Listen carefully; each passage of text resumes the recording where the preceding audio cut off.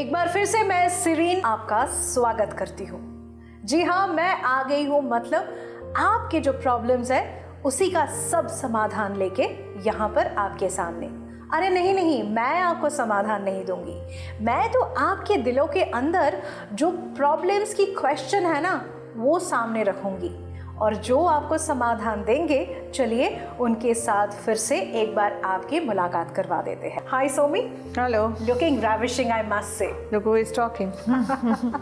देखिए सोमी, मैं जानती हूँ कि बहुत सालों से आपने बहुत सारे औरतों के बहुत सारे प्रॉब्लम्स की समाधान दी है, और आज भी मैं कलकत्ता के रास्ते में निकलती हूँ, कभी कभार बांग्लादेश जाती हूँ या फिर लाइक नॉर्थ ईस्ट में कहीं भी जाती हूँ, तो वो हमेशा पूछते हैं कि सिरीन, हमने तो आपको देखा है सोमी के साथ, आप मुझे बताइए कि सोमी की ऐसे ही सच में ऐसे स्किन है, मक्खन जैसे लगती है।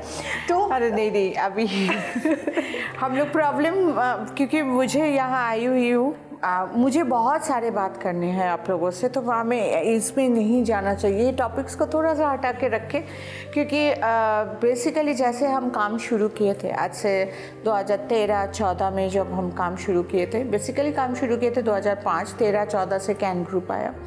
सो उस टाइम में पूरा वेस्ट बंगाल, पूरा बांग्लादेश, त्रिपुरा, आसाम, गुवाहाटी, मिजोरम, सारे जगह में जैसे हम समझाए थे और उसका जो रिएक्शन मिला था, आज वेस्ट बंगाल, बांग्लादेश, ये सारे आदमी जानते हैं कि स्किन का क्या प्रॉब्लम होना चाहिए, स्किन में क्या प्रॉब्लम खुद को है और मुझे क्या प्रोडक्ट यूज़ करना चाहिए।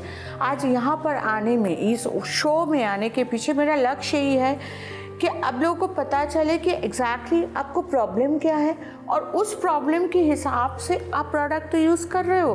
क्योंकि अगर आपको प्रॉब्लम है छैया का, आपका पिगमेंटेशन का, या चेहरा काले हो जा रहा है और उसमें आप बहुत ज़्यादा नाइट क्रीम यूज़ कर रहे हो और नाइट क्रीम यूज़ करके आप धूप में निकल गए, तो वो चीज़ और बढ़ेगा, घटेगा नहीं। सो आपका जो प्रॉब्लम है उसको एग्जैक्टली ठीक करना लक्ष्य यही है, और उसके बाद कहाँ से फिर ये प्रॉब्लम आया था उसको फिर कटल करना, यही मेरा लक्ष्य है कि आप लोगों के यहाँ आने का, इस शो में आने का, आप लोग के इधर आके ये फिर स्टार्ट करना, एक नया जर्नी स्टार्ट करना।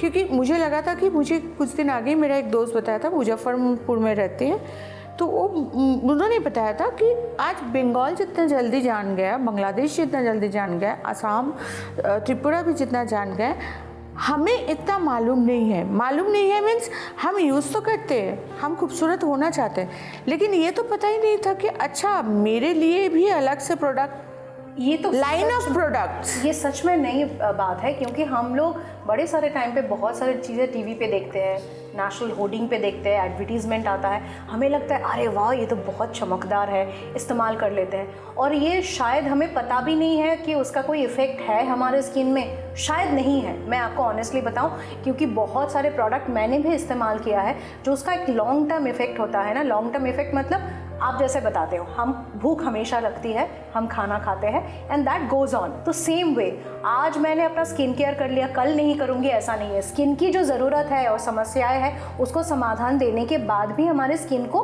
हर रोज़ मेंटेनेंस की ज़रूरत पड़ती है। एकदम, मतलब मैं ये बता दूं, जैसे आपको सपोज कीजिए कुछ प्रॉब्लम नहीं है चेहरे में, आप पोमेग्रेनेट फेस स्क्रबर चेहरा में लगा के 2 मिनट रख के हल्का रब करके धो लो और कैनफेयर सीरम यूज़ करो।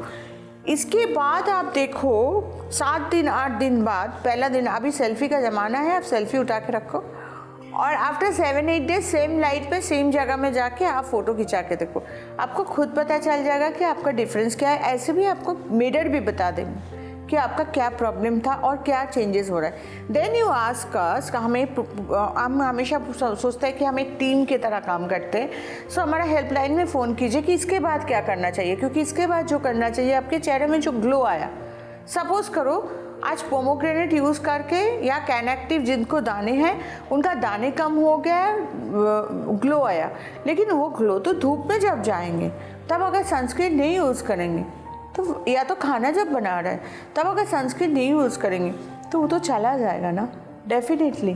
क्योंकि जिसके वजह से आपका स्किन इतना पैची हो गया था वो तो फिर अभी है, एग्जिस्ट कर रहा है। सो डेफिनेटली तब आप पता कीजिए कि आपको सनस्क्रीन कौन सा यूज़ करना है। बहुत सारे लोगों का ये है कि मेरे तो स्किन में कोई परेशानी है नहीं, हाँ, मतलब जैसे होता है ना, हमने देखा है कि बच्चों के हाथ और पैर बहुत सुंदर होते हैं, लेकिन वही बच्चे जब बड़े हो जाते हैं 25-30 साल बाद, जब हाथ और पैर का केयर नहीं करते तो हाथ और पैर फट जाते हैं। तो सेम वे अगर स्किन का भी केयर नहीं करेंगे तो स्किन को भी बड़े सारे प्रॉब्लम्स आ सकती है। तो यहाँ पर मैं आपको पूछना चाह रही कि बाहर जाना इज़ डेफिनेटली स्किन एक्सपोजर होता है, जैसे सन में होता है, पोल्यूशन में होता है, फिर धूल मिट्टी से होता है।